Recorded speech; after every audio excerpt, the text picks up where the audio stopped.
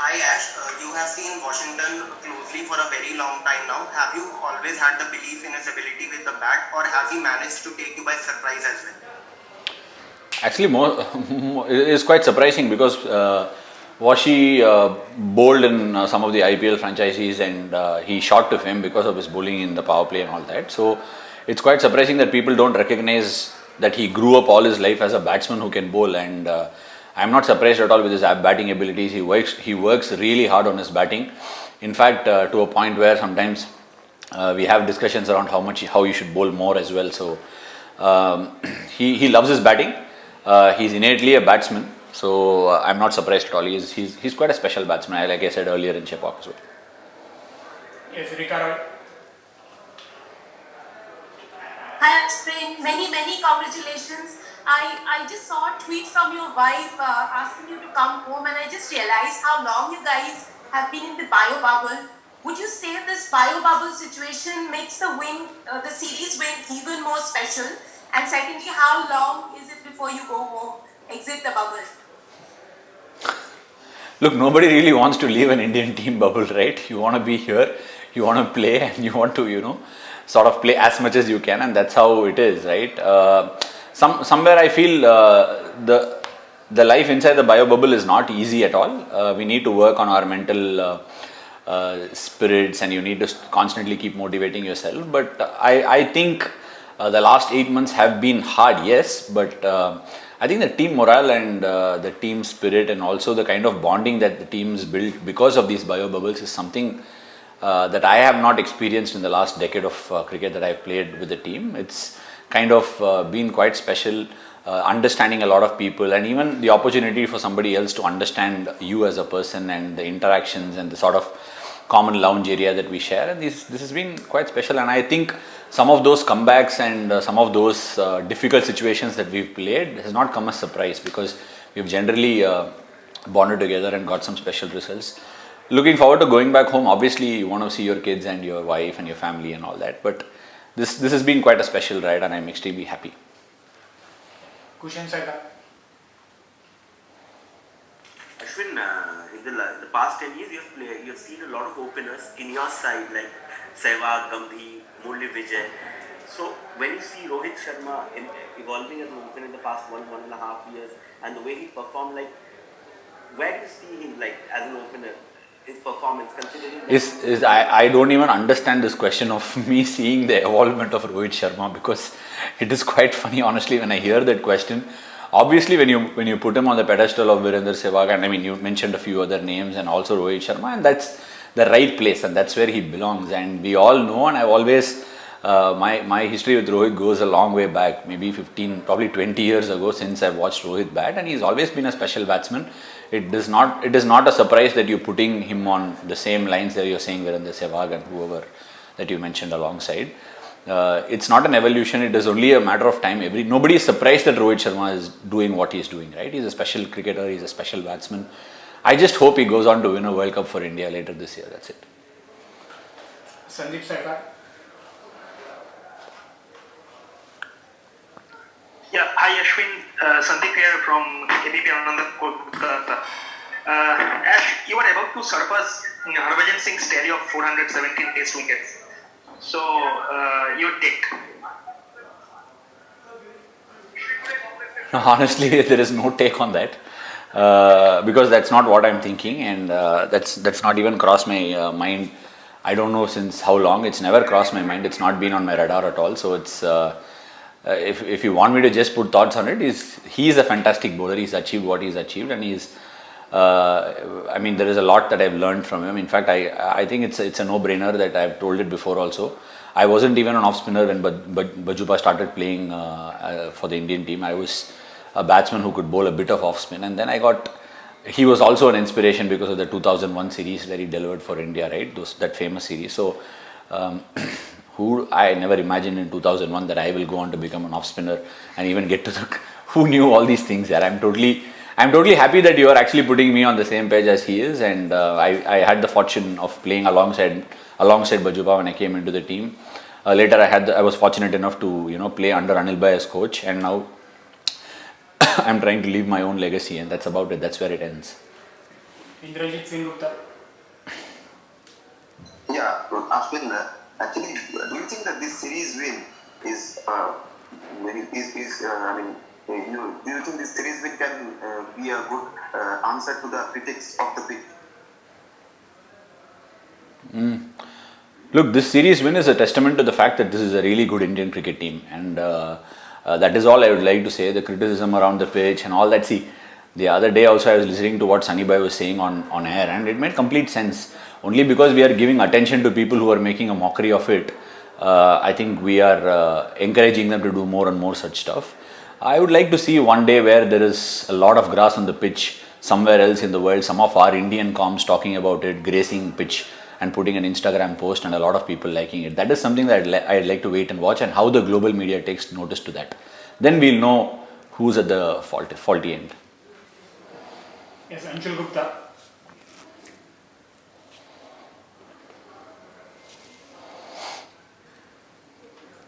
Hi Ashwin, what does the World Test Championship qualification mean to you personally, since you play only one format?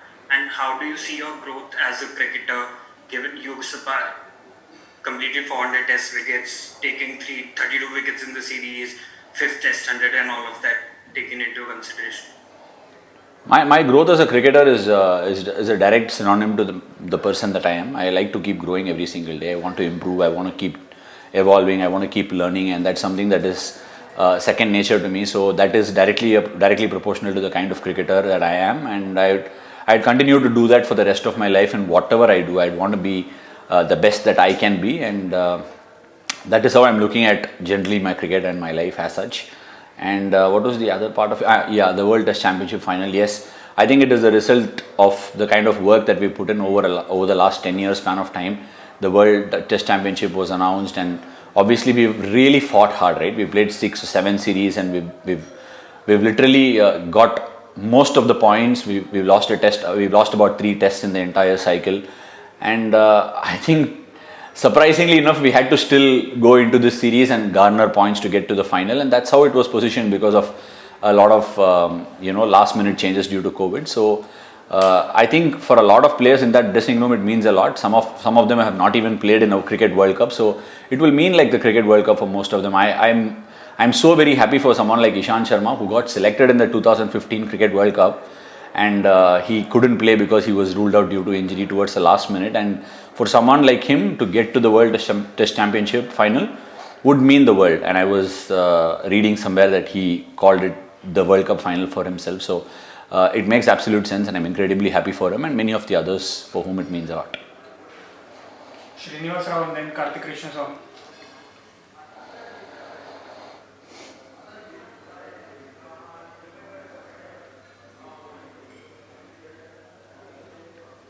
Are you there, Srinivas? Okay, Can you hear me? I'm sorry. Can you hear me? Yes. Yeah. What is the dressing room like when there is so much competition around, with the kind of talent that is flowing? Every time a new player steps in, he just grabs that spot, and the player who's out is again, kind of, we as outsiders begin to think, okay, now what? Because this guy has made the spot his own, what is that atmosphere like in that kind of a dressing room? Can you just kind of show us the big picture? Look, I'm sure it's very hard for the person who's going through that phase. As a cricketer, you are constantly, in the Indian team, there are a lot of people who will come and take your place, and there is good talent out there. So you can't really take anything for granted. You will have to keep fighting and churning it out day in and day out, and that's what Test cricket is all about, right? So I think the cricketer who is in the face of facing that competition with someone that's come in new, it's entirely up to the person. I think the dressing room atmosphere in general is open for excellence, for people to improve and try and get the best out of them. So I can only vouch for myself and say what does competition look like to me. I want to be the best that I can be, and probably put the best foot forward when I get an opportunity, and I'm sure that's the way of life, and you can't do anything about it. When there are so many talented people inside the dressing room, it can happen. Like in Australia, Brad Hodge made a double 100 and didn't play too many tests after that. So probably Indian cricket finds itself in that phase where we have a lot of cricketers coming through. But at the same time, I think we should all remember the kind of efforts some people have put in at vital junctures and crucial situations. So that is also being given a good merit to in the dressing room, which is great. Karthik Krishnaswamy. Hi Ashwin. You spoke a little bit about like being in the bubble, and right after the match ended, Ravi Shastri was interviewed, and he spoke about how the team management sort of prioritized empathy, like during this time, empathizing with players and what they're going through in the situation. So, can you give me some examples of what that empathy meant for the players? Look, I think in terms of empathy towards the players, I think he's talking about how they are, how we faced challenging situations in Australia in terms of how we had to deal with what was presented to us then and there, and sort of suddenly from saying that you can head out and be normal to going back into the bubble and all those sort of things happening, where he could really empathize with what the players were going through, staying in the bubble for a long period of time, and they needed to get some fresh air. Sometimes these hotels can be very, very claustrophobic. You don't get fresh air also, and in Australia there were situations where you didn't have window panes opening also, and for 14 days or 20 days or 25 days to stay inside that without even opening the window panes can be quite taxing, right? So I think he was talking from that on, and there was a lot of the communication is not easy, especially when you're on tours. With Cricket Australia or whoever it is, it goes back and forth, and it takes time for everything to get an answer. So it's like basically when you're waiting on certain things, it's like 2-3 days of time, and it cannot be easy. And many a times the team management has stood up and tried to resolve and look at what's best for the players in terms of arranging the sort of food that you get. Very, very simple things, but these are things that we need to be fighting for in these situations, right? Because everything needs to go through protocols, everything needs to be looked at sanitation, safety and all that. So yeah, even the smaller things the team management needs to watch out for the players. We'll be taking last few questions now. Amaya and then Anirudh Suresh. Congratulations on your performance. Thank you. So, and the series and also. So, this was the 8th man of the match, the man of the series award. You took around 32 wickets, scored 100 and took 3 fifers. So, how do you look at your performance in this series and another man of the series award? So this is one of those series where I was fortunate enough to stay in the moment a lot. Like I said, this is easily one of the happiest phases of my career. I'm just going through it. I'm just enjoying it. And whatever be it, these bio bubbles are also situations that I've somehow managed to enjoy amidst all of these things. I never thought that I would be able to bond and spend so much time with every one of my teammates. And sometimes when you're going through these situations, like for me, to know some of these teammates was not possible before these bio bubbles, because you're constantly in the phase of trying to play the game, get the right result for yourself and all that.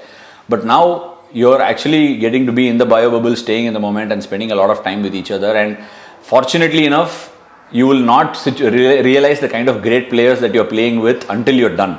But now I'm able to cherish those moments and also understand what sort of players I'm rubbing shoulders with.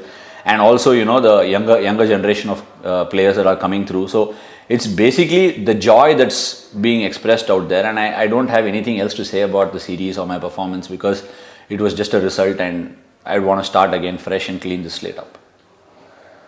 Anirudh Suresh. Yeah, hi Ashwin. So, you see someone like a Washi.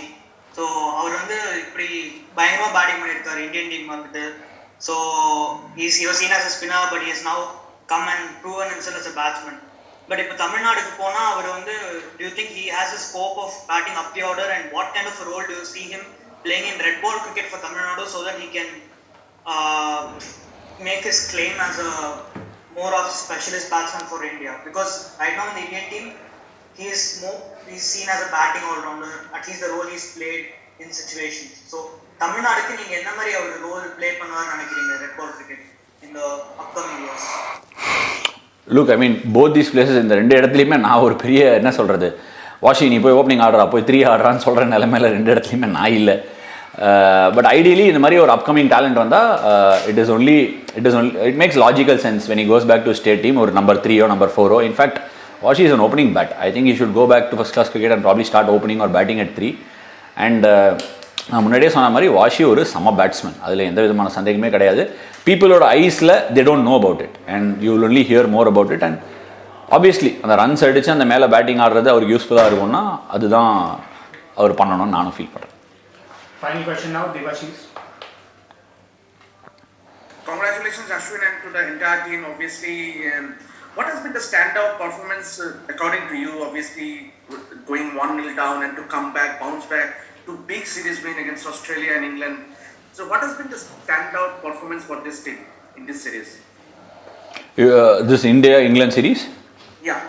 I think the way we wrestled back the initiative in the second test at Chennai, it's very easy, being 1-0 down, you can tend to get a little, want to protect your own backyard, want to, play to the potential that everybody expects you to play. All these things are things that are spoken from outside, but what we have done incredibly well over the last 6 months is the fact that we've stayed in the moment, tried to play the game as we see it, play what's in front of us, and also tried to play some brave cricket instead of wanting to protect our things. So the way we came back in the second test as a group, we found ourselves in some sticky situations in all of these tests, barring all 3 tests after the 1-0 situation.